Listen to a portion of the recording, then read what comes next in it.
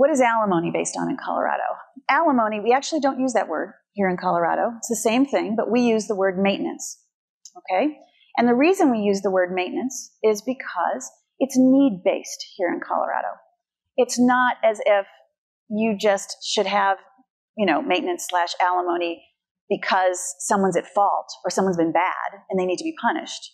Here in Colorado, regardless of how bad the other party is, you're not going to be able to get alimony or maintenance unless you fulfill on what we now have as a formula for such. So here in Colorado, we have a formula. It went into effect at the beginning of 2014, and it is a new formula, and it doesn't go into effect unless you've had at least 3 years of marriage.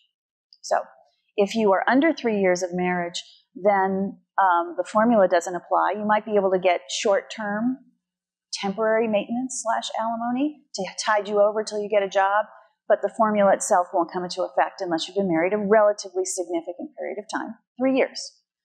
Once you've hit that 3-year mark, the formula comes into effect, and whereas historically we used to argue about maintenance all the time, now there's less argument about it because judges like formulas.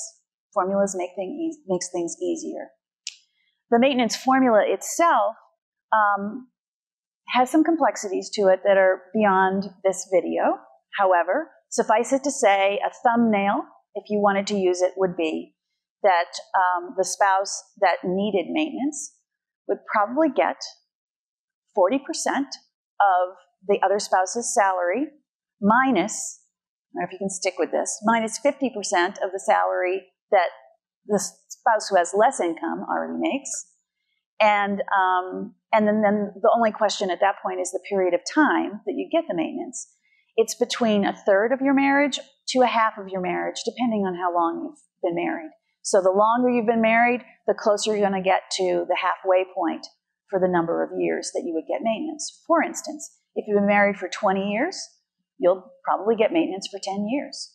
And if you are a stay-at-home mother, let's say, and you haven't worked in years and years and years, and you're in your 50s, chances are you'll get 40% of your spouse's salary for that 10 years. Now, I'm not promising that's exactly right, because like I said, there are many complexities to the statute, and you'd have to come in and really sit down with me and really look for me to come up with what that maintenance formula looked like.